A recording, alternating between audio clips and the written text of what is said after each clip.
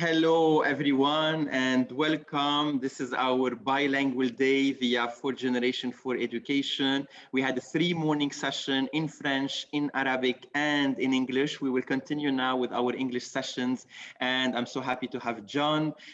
John is going to talk about the effective bilingual school from a leadership perspective. So, John, welcome, and welcome, everyone. I would like to remind you in the chat, please choose all panelists and attendees, so we can all read your reflection and your comments. Feel free to introduce where you are watching from. And then if you have any question for John, please send it in the Q&A. So the people are watching us, they are ready to listen to you, John. Please feel free to share your screen and let's give it a start. I'm also going to keep an eye on the Facebook Live because some people are watching on Facebook, and I'm happy also to answer their question and to check also the interaction. So, highly effective bilingual school, let's give it a start. Great, thank you. Thank you for the opportunity to speak today as well. So today the session is going to just reflect on the things that we do at our school in Milan, which is the Bilingual European School, and see the things that work for us, and then give you the opportunity to reflect on things that might work for you or are different as well. So this is me, born in the UK, I live in Italy, been over 30 years in education, which is quite a scary thought now, my goodness. I'm a co-director of a Bilingual European School. We have, the school is led by 2 people, myself and Professor Mauro Spicci, who's Italian, multilingual, and the 2 of us actually work together as leaders. We don't actually have distinct job descriptions. The idea is that we model collaboration together, which sometimes is a bit messy, but actually works well most of the time, which is good. I've had senior leadership roles in the IB. I used to be the IBIN manager for Europe, Africa, Europe, and the Middle East. And I've also been assistant director of professional development for Nord Anglia, a large group of schools around the world. And done training in over 30 countries for international for coaching and mentoring as well. So that's me. There's my email as well if you want to contact me. You've noticed there that there is a bee, and the bee there, basically the story goes that the bumblebee shouldn't work theoretically because the body's too large for the wings. But I think that it's not weird if it works. Basically that's my philosophy. That's also today what we're going to be talking about in the school. Some of the things that we actually do as a school may seem a little weird, but it fits with our context. So what I'd like you to do just now is tell us about yourself in the chat. And if you have a philosophy, if it's an animal, if it's just your thoughts or a phrase, can you put that in the chat now, please? So, and let me say that I've met John like 10 years ago when I started working as an IBAN educator, and John was the manager, right? Yeah. And in the chat, so we would like to hear a little bit about you. So what is your philosophy? Do you connect to an animal?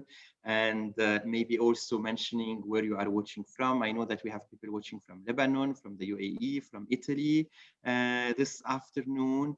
And again, if you are working in bilingual school or no, let us know in the chat what we are going to wait for. Mm-hmm. I know some people also, they've been watching since the morning, and Alison is watching from Hong Kong. Alison, are you in a bilingual school or no? So Hiba, she just connected herself to a butterfly. Hiba is watching from Lebanon on Facebook, and she's working in a bilingual school, English, Arabic, or French, Arabic. Maria is watching from Singapore, and then Maria, let us know your school or your animal in the chat. So I can see more people are coming from your school, John. So some of your teachers are here. William is in the bilingual school in Milan. Alison, they just launched a bilingual classes, and she's a KG teacher. Raja is watching from Jordan. And again, you know, in the Middle East, we have plenty of schools where they have Arabic is a must, and then they have another additional language. I can see the name of the cat appearing as an animal. Okay. And Majid is also in a school here in the UAE where we have English and Arabic. This is few of the feedbacks. Fantastic. So we've got a nice mix there as well. And yes. So that's good. So what I want to do is just talk a little bit about our schools. So we have around 415 students. We also have a preschool on site, which is actually a separate school, which is a full immersion English preschool. And the idea is that the students have that immersion there before they come to our school where they have the bilingual approach. So about 95% of our students are Italian, and the other 5% are Chinese heritage students. So all our students, bar two, English is their second language, or third language, or fourth language.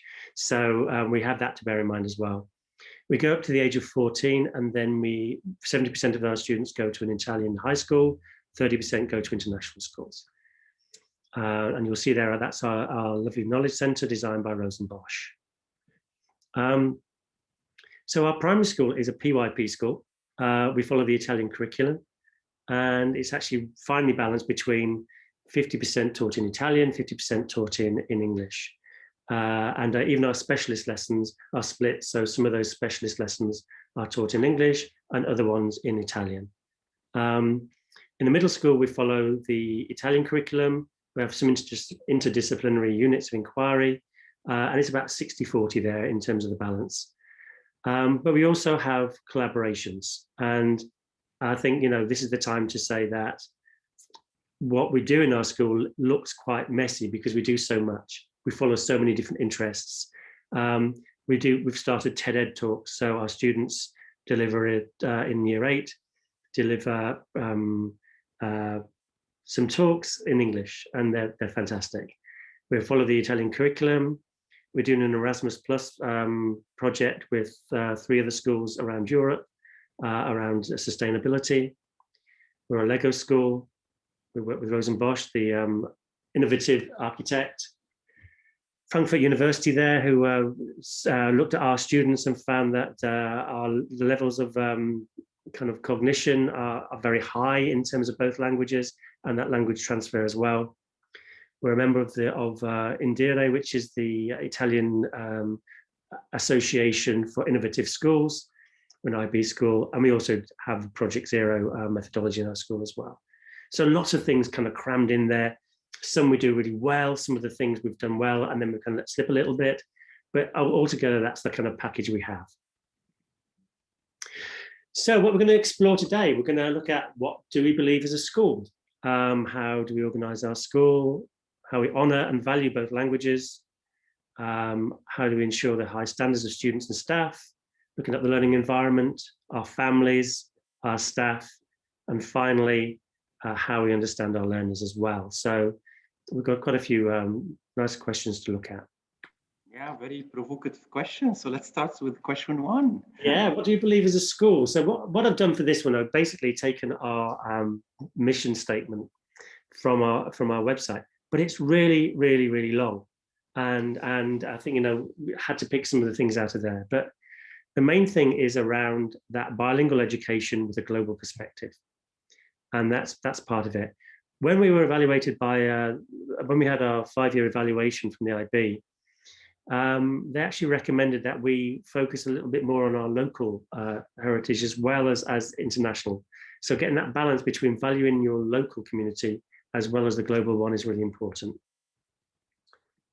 So that's part 1 in terms of learning. We value inquiry, we value collaboration, thinking critically, taking risks, and being creative. And then stimulating environment, lifelong learning. So that's what we believe as a school. But that's only part 1 of 3 things. We also want to look at character. So we encourage our students to make appropriate choices, have responsibility. We use the learner profile a lot. We have so much action in the school, it's crazy. We've got our year 8 community projects and our exhibition projects. There's so much action going in with all over the place in terms of what our students are promoting, which is great. Compassion, international mindedness, and being a global community. And then as a community, we celebrate cultural diversity, that open exchange of ideas, energy and enthusiasm, caring and supportiveness, and a partnership with all those members of the school. So that's kind of how we are.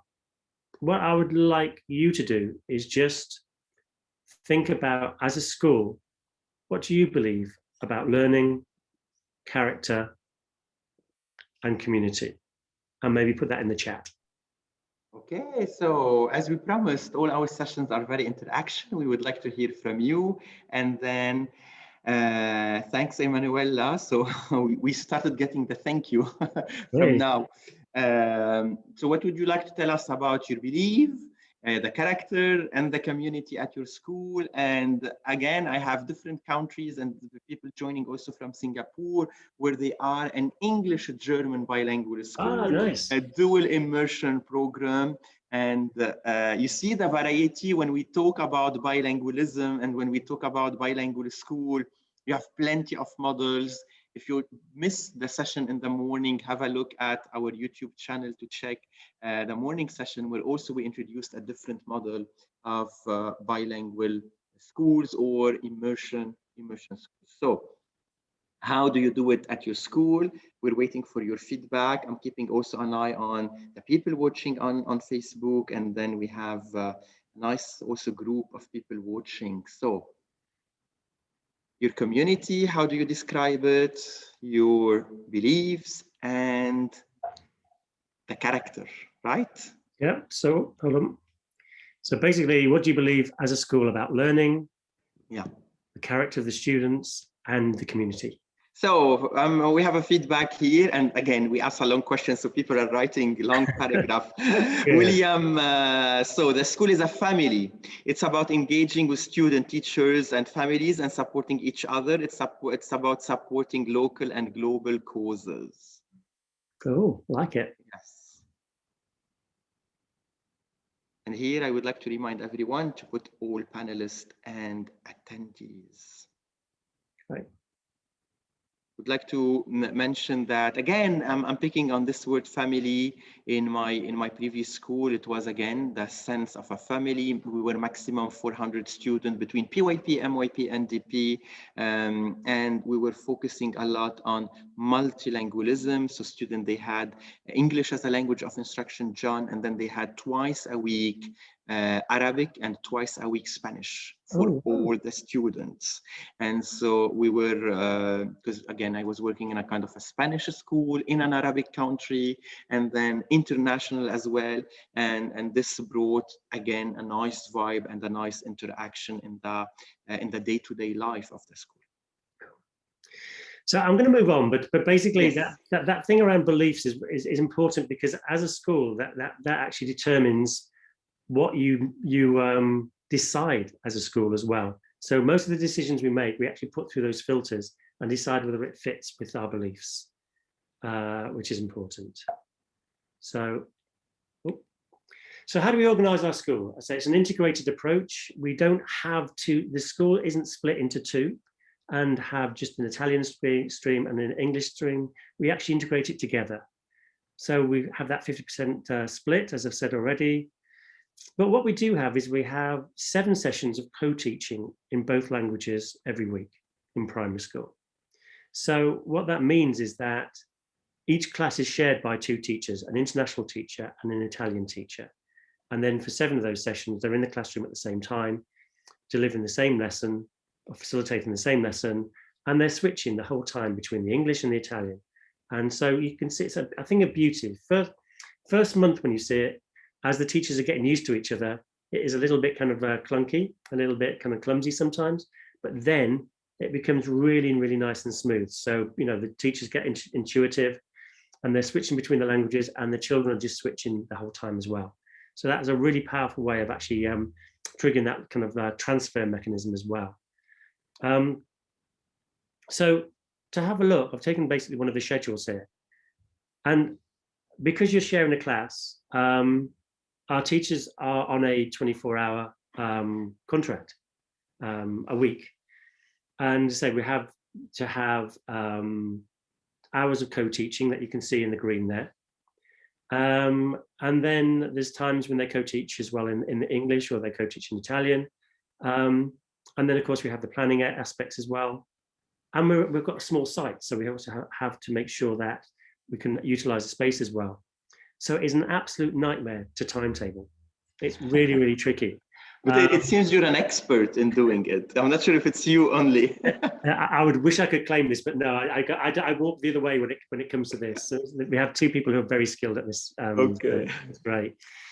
But as you can see as well, you know, people have kind of a couple of mornings off, for instance, or they finish at lunchtime as well to make this work.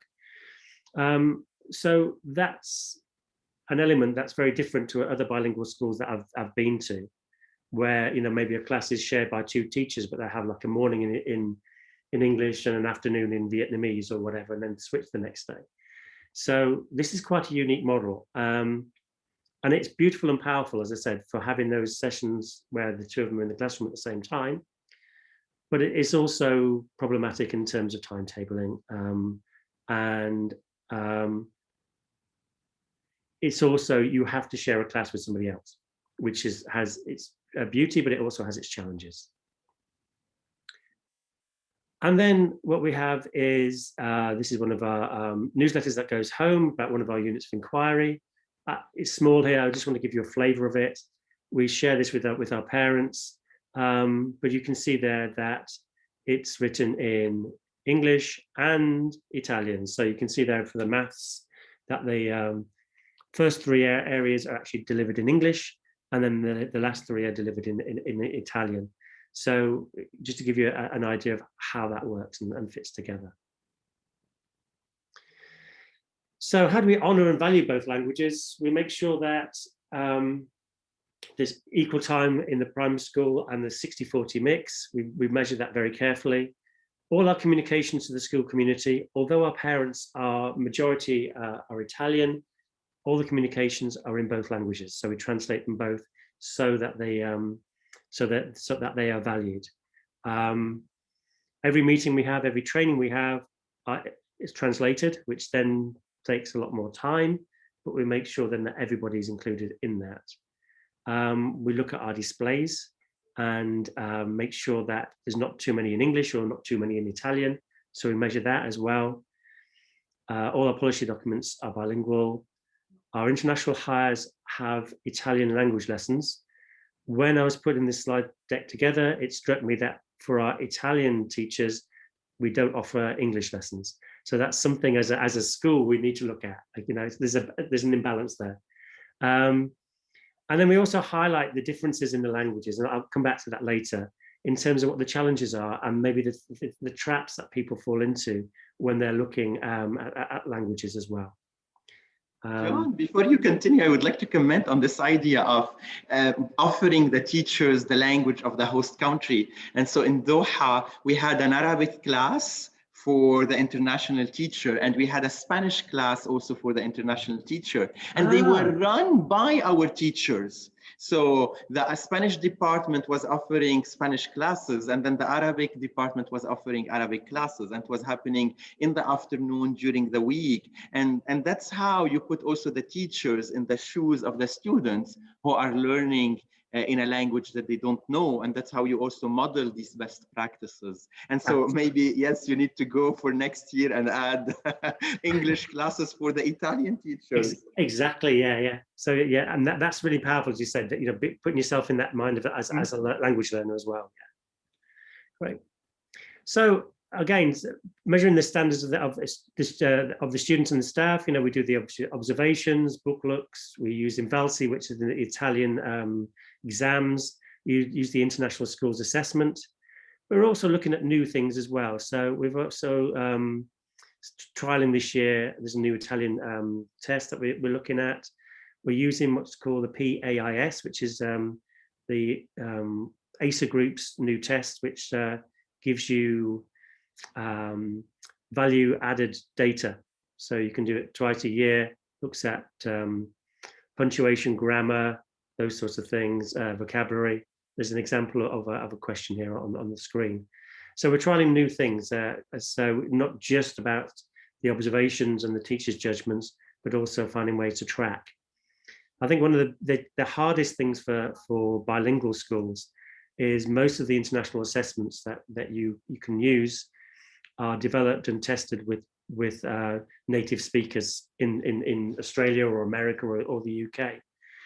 And, you know, conferences I've been to over the last few years, every time I meet a new assessment company, I go, have you got something for bilingual learners? And the answer is always no. So, you know, we've got to kind of obviously treat that data with caution in a way. And then we also have to make sure our teachers and are assessed in terms of the standards as well. We have a professional development, both internally and external. We have a massive approach, focus on celebration of learning celebrations, which obviously as part of a PYP school is valued a lot. But that's a way also of making sure that we can monitor the quality of the work that students produce. We don't have anything in our school in terms of house points. We don't have Harry Potter house teams or anything like that. You know, we always focus just on the intrinsic motivation of our students. And recently, we've kind of come to the realization that we need to have a renewed focus on grammar, punctuation, phonics, and vocabulary as well. So, but that's come from reflection. So I think that's something that we've been looking at. And we look also at that supportive learning environment. We do encourage having language-rich rules in both languages. You can see there all the post-its of wonderings of the students as well in the background, but also that joy for learning and that joy, that playfulness of playing with language, I think is part of it. Wide range of reading materials in Italian and in English. We also use Epic and Raz Kids with our iPads. We have a one-to-one iPad program, and so having those reading materials and valuing them both is very important. And of course, scaffolding. Everything needs to be scaffolded, and we have to make sure that we don't make assumptions about people's learning. So that's the reflections there. And then, of course, we have agency and action, which is part of the IB world. But it's important in terms of empowering our students in both languages again for this, and you know, they have agency in terms of exploring and seeing where they want to go with their languages. And we have action as well there, which is the picture you see there is a student who wanted to join a national campaign on domestic violence. Basically, the idea was you paint a bench red with a phone number on there for domestic abuse help. And it was really complicated because you needed to negotiate with Italian bureaucracy. You had to find the space where the bench was going to be. And all of this was done by a 13-year-old student. And eventually we had the bench, which is great. So, and how does that work with bilingualism? Well, basically with this is what we're empowering all of this. And every time a student comes and says, I want to do something, they have to talk about it and present it in both languages. And so again, they're using that, that motivation to do something, but they have to express that in both languages as well. Any thoughts? I see there's some few things coming in on the chat at the moment. Yes, I would like to comment on people mentioning this whole idea of the belonging and creating a community, the trust. So I'm checking on Facebook. It seems people are more interactive on Facebook. Some people are mentioning that the student are our key priority, and we have a bilingual integrated program between Arabic and English. I would like to know more about what do we mean by an integrated bilingual program, if you can explain this more. And so in the chat, we also here on Zoom, we had a comment on the resources and this importance of having a balanced resources for the students. and because again, from my experience here in the UAE, John, you see that schools are paying a lot to have amazing school libraries, but then once you enter in the library, you find like 300 shelves in English and then one shelf in Arabic. And so if we want to promote the culture of the host country, if we want also to promote the mother tongue, these differences, and then this morning also we had a very interesting discussion on the diversity and languages allowing us also to understand culture. So having a balanced perspective, again, Hala is mentioning the variety and having a balanced approach are key. Absolutely, and I think, yeah, as you said, it's harder to get books, particularly in different languages. I know we have some people who are very active in promoting bilingual books, and like yourself, writing several books as well, which is fantastic to see. But we do strive to make sure that the balance is there. We also Amani, she just wrote in Arabic in the chat, which is the beauty of those webinars today. So let me translate for our non-Arabic speakers that she's facing this. So she's an Arabic teacher, and then in her school, Arabic resources are very limited. But again, as you just show us from a leader perspective, from a leadership perspective, that you make sure as a leader to balance it when we are ordering the digital resource or even the real materials that we are using in the classes. Absolutely, and we've also had 2 or 3 teachers within the school, Italian teachers who have written their own books, and those have been actually launched in our library in our knowledge centre as well. And then some of our older middle school students have created books based on their action, which again have been shared with the students. So there's that type to it as well. In terms of the integration, but the point I was making was that in many schools you have 2 streams.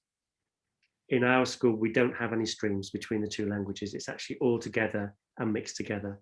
And then those crucial points during the week when, for 7 sessions where the teachers are actually working together in the classroom at the same time. So there's no distinction between the 2 parts. In terms of planning, when we do our planning, we actually have our Italian teachers plan for 2 hours a week. We have our international teachers plan for 2 hours a week, and then we put everybody together, and then they plan for 2 hours a week, international and Italian together as well. So a lot of planning time, but that again helps with that integration. Good. Okay, how do we continue now? So another question, and I think an important one about families, parents, and absolutely. So we have a series of workshops that we do. Again, we have these are often in Italian because our parents are Italian mainly, but also the ones that are introduced in English are then translated. So we had one here about the best model of excellence that came from the research from Frankfurt University. Myself and Mauro basically did one on Invalidata and the future of education. An ICT one there about the dangers of YouTube. So we have so many things there. We have a lot around supporting language development as well and maths development.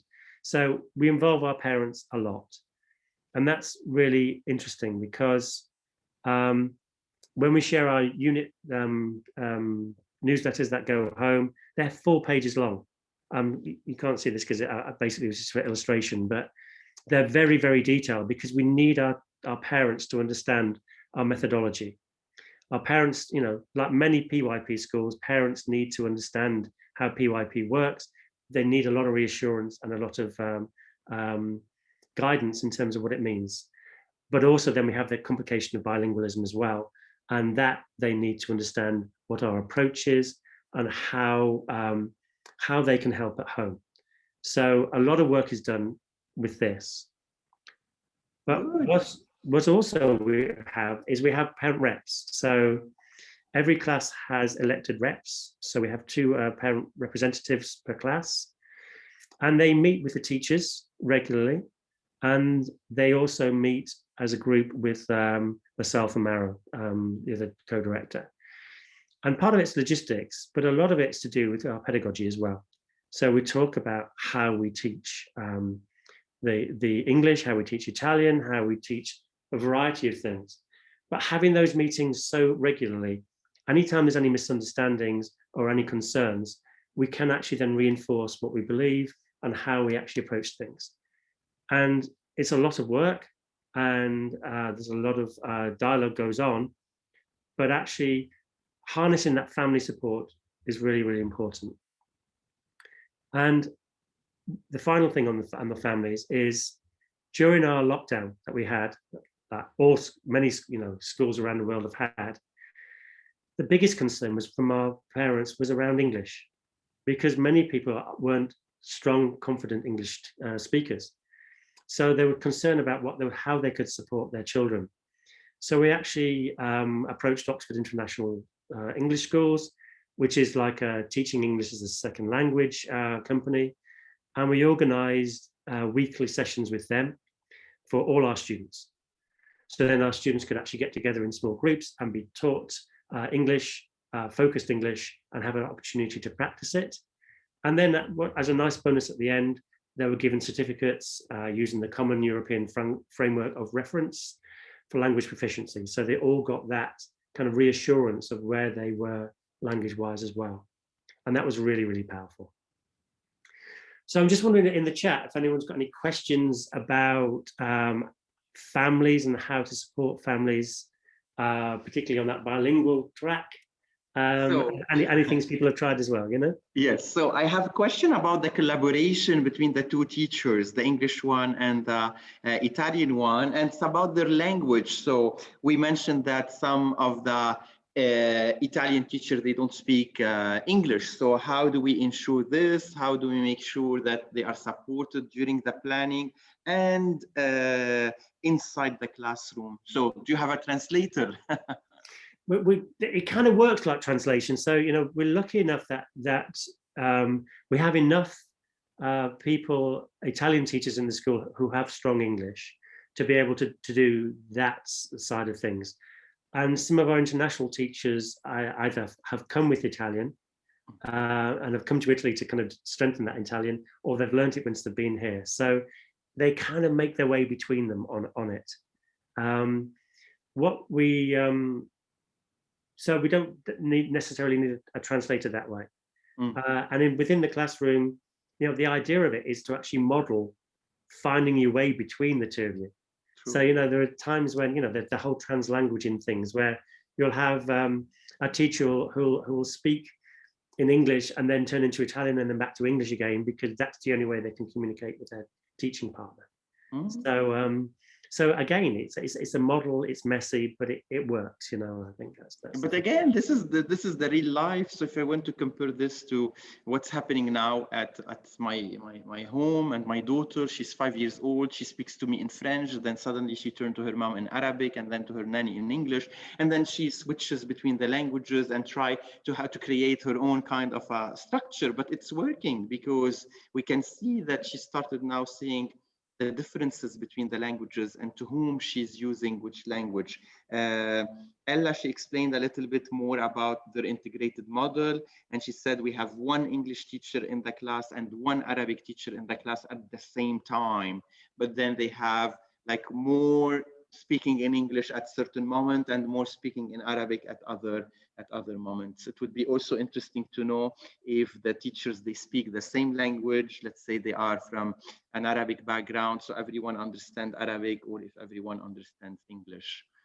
And again, let me say that in 2 hours from now, we are having an Arabic teacher and an English teacher, and they are going to share with us how do they plan for the week. And we know in many schools, we have a language barrier between the two class teacher or the two homeroom teacher. So we will have more concrete examples about this question very soon. And again, we have a full session on translanguaging in approximately 45 minutes or less from now. Great. Yeah. So that's the families, and I think that's a really important part to this. And we have there are challenges like many bilingual schools in terms of our communication with the families. The families tend to go to the Italian teacher rather than to the international teacher for language reasons, but also for cultural reasons as well. And we spend a lot of time encouraging our parents to communicate to both teachers. And so John, talking about this, like there is a question on like when you communicate with parents via email, newsletters, your website, so is everything bilingual, or do you have a one language of communication with families? Everything is bilingual, and we use two ways. So the official communications that go out from the school, we have a member of the office staff who translates everything into both languages. Well, you know, translates it from Italian to English and the other way around. When it becomes when it's the emails that come from the classroom teachers and between the teachers, we use DeepL a lot. DeepL has transformed our lives. We used to use Google Translate, but actually DeepL is a lot stronger in terms of helping that translation. Yeah. I have a teacher mentioning that they teach the 3 languages from the KG, and the languages are Malay, English, Mandarin, and then the student also, with time they pick how things works, and it's working. At the beginning it's hard, but then later on it works. Good, thanks for sharing this. Great. Okay, so recruitment. So Italy is quite an interesting country to recruit for, because in terms of wages, Italy as a country isn't particularly attractive, and so we have to make sure that we offer other things to get high quality staff. So we offer IB training. We have the Making the PYP Happen for teachers who haven't got that qualification.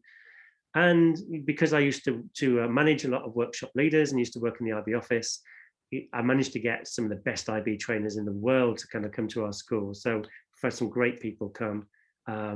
Recently, we just had Maria Hersey, Tanya Latanzio. We've had Malcolm Nicholson in the past, Darren Arbour, some really good people. We're a network. We're in the network of innovative schools, so there are opportunities for teachers to develop their interest that way. The contracts, as you saw from the schedule earlier on, the hours aren't as much as you would have in most schools, which is great because then maybe you have got time to explore other things, but it does have an impact on income. So we have a challenge there, and we look for inquiry-focused teachers, but we're beginning now to look for teachers also that have a teaching English as a second language or foreign language, or they're bilingual themselves. So we have bilingual teachers at the moment who are Chinese English, French English, Spanish English. It doesn't necessarily have to be the Italian part. It's just about having that mindset and understanding what that means actually. So that's part of our recruitment. And for development, we've got the IB training, Lego trainings, the Project Zero, all the trainings translators, as I said. We do like to encourage our teachers to write papers or share practice with other schools, take on research projects, and there are many, many opportunities to learn from each other as well. So that's the aspect around the staff as well. And then the last thing I want to look at is, how do we understand our learners? We have bilingual teachers, as I just mentioned, we have quite a few of those there. We have an open dialogue with students in terms of what their struggles are and how they work. But we also have particular elements of Italian that make English difficult. And I've got quite a few slides now before we get to the kind of part where we can just talk and speak about questions. But you'll see here that we have a range of things. So the alphabet in Italian has 21 letters, not 26. So the letters there that we don't have in the Italian is J, K, W, X, and Y. So already when you're teaching, especially with the younger ones in year 1, for instance, you're teaching 2 alphabets. that must be really confusing for a young child. So, you know, that straight away is a challenge. And then capital letters, we have a big argument every year in terms of how we should teach capital letters to our younger students, because in Italy, small letters are used for the names of days and months, not capitals. Adjectives of nationalities, the names of languages are small letters. And the titles, you only have one capital letter for. So that again, you know, you've got those confusing messages if then our international teachers are insisting that these things have capital letters. So, you know, so that's an interesting debate already, just in terms of that part. So just in the chat again, in terms of alphabets and letters, is that a challenge for the bilingual schools that you're in? Oh, I can tell you in the Arabic, it's Arabic and English is completely different, left Yeah, to yeah, right, yeah. right to left. So we spend all the early years showing them that we write using different directions. So let me see the people using other languages different than Latin origin, Mandarin, for example. So you see, yeah, it is. Those points, they are challenging. And then but again, this is also the whole richness of working in international schools, where you are going to say to the student, there are different perspectives, and this is the opportunity to address this from a conceptual perspective. And from there is not a one way of doing it. We have different ways of doing it. Absolutely, but it's not just interesting for the students, but it's also interesting in terms of the teachers, because it, you know, there are things that you hold dear to your heart purely because that's the only thing you've experienced. True. And so again, I always when I do training, John, for the Arabic teachers who are teaching Arabic as an additional language, and I say, like, start with all those words that they are the same in all the languages. And then tell the students that you know Arabic, because the word television in Arabic or in French or in English is the same. You know the word kiwi, you know, and then when the students start seeing that, there is a bank of words that I can use in many languages and it's the same, this is a good starting point to compare and contrast the languages. Yeah. So and so Hala is mentioning this whole idea about learning about the language, and so looking at similarities and differences between the languages. Yes, Hala, I totally agree. Yeah, definitely. So then pronunciation is the next thing. So vowels and consonants, you know, so vowel pairs of each vowel are pronounced, you know, so that's part of it in terms of the vowels. And then in terms of consonants, and this is a really interesting thing in terms of pronunciation. So, you know, thin and other. Italian comes out sounding like tin and udder. A lot of final consonants are common as well, like bara, sporta, those things as well. And of course, H is problematic for Italians as well. So in terms of that pronunciation, it's tricky. So, you know, I went to school on the bus. Often our students will say, I went to school on the bus. And it's just natural the way it comes out. So, you know, that's something that we need to work on, you know, as well. So that pronunciation is key as well. And again, just in terms of the chat, if anyone wants to share, what aspects of pronunciation do people find tricky? Yeah.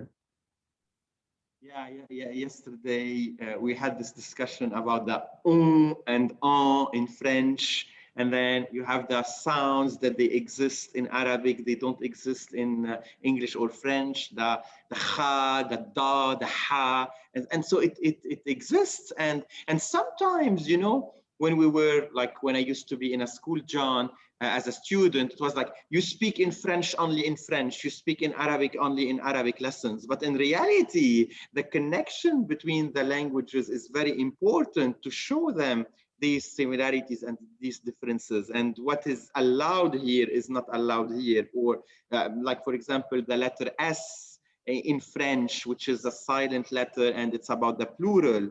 And in English, it's again the plural, but it's pronounced. So this also creates those kind of confusion. Bibi is sharing the whole idea of confusion with the pronunciation. When they learn English, they pronounce in Malay, whereas in Mandarin, it's a totally different language. And so here it's a kind of, again, more complication when they have different languages in their classes. Absolutely, yeah, yeah. And then the spelling influences pronunciation as well. So double consonants pronounced differently. And then the silent letters for English particularly is very tricky. And because W doesn't exist, often W is pronounced as a V as well. So those elements to look out for. And all of this is reinforced with our teachers, because basically, you know, those are the things that we need to look out for and support. And again, some of the things around the C. It's more complicated than the French. So yeah, and then rhythm, stress, and intonation as well. So words and the stress of the word changes.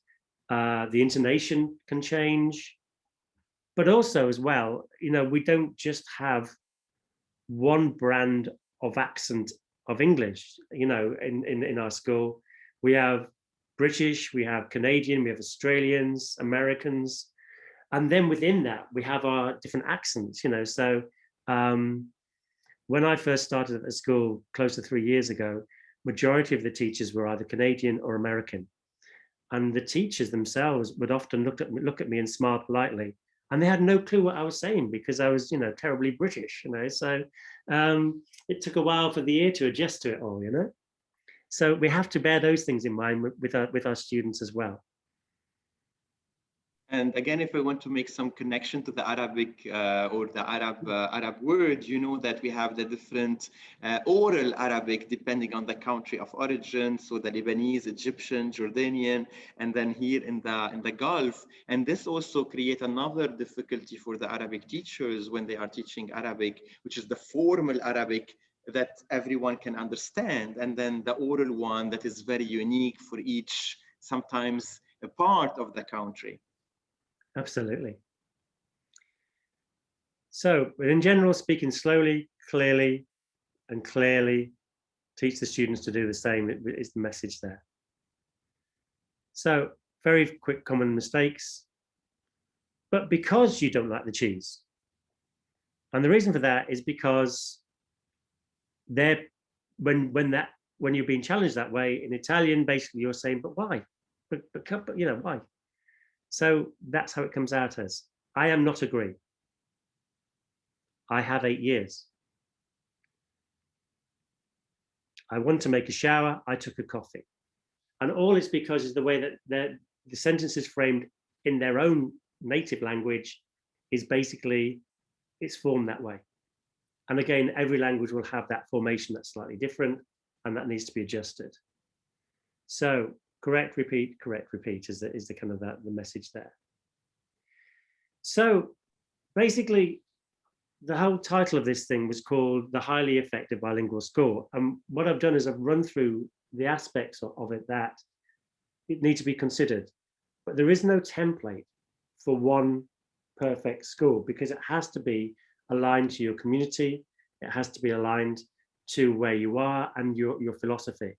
So, you know, you need to be clear on your mission and your vision. You need to be clear about your supportiveness in terms of the environment. You know, you need to look at the way that language is valued. You need to see what the resources are like and whether that's balanced as well. And it is also including the families into it in terms of how you support the families to help the learning. So, and then developing the staff. So that's the kind of things that, you know, the questions you need to be asking yourself when you're working through. And what I'm hoping is that as we've gone through this today, you've been thinking about your own school and thinking, this works really effectively for us, but actually these elements need work, because all schools need, you know, work in some ways, as well as celebrating the great things that they do. So I hope that this exercise also helped you to find some priorities for next year, John. Oh my goodness, yes. Many. regarding your school. So before we wrap it up, I would like to share with everyone. So on our website, we still have 3 sessions for today. So if you are interested in knowing more about translanguaging, Josh prepared a very interesting session. It will start in approximately 15 minutes. If you are working in bilingual classes with an Arabic teacher, English teacher, planning together, so we will address this and we will give you an overview on how do they plan a full week, and then we will finish our day with the power of technology and how we can integrate technology in our classroom. So in that chat, Hala is saying that this the way how you presented the last section about showing them the similarities and differences between the languages, it will help us make sense of the process of learning them. And again, it's this whole idea about the process. I hope that you enjoyed the session. Thank you, Muna. Thank you, everyone, for being here. John, any final word you would like to share with us? Just in terms of just celebrate what you're doing. I mean, you know, that the whole bilingual schooling approach is just so rich and so diverse, not just for learning a language, but also for that understanding of different cultures, different outlooks as well. So, you know, don't forget to celebrate and enjoy the privilege of being in bilingual education. So all these sessions are going to be published on our YouTube channel from now till the end of the day.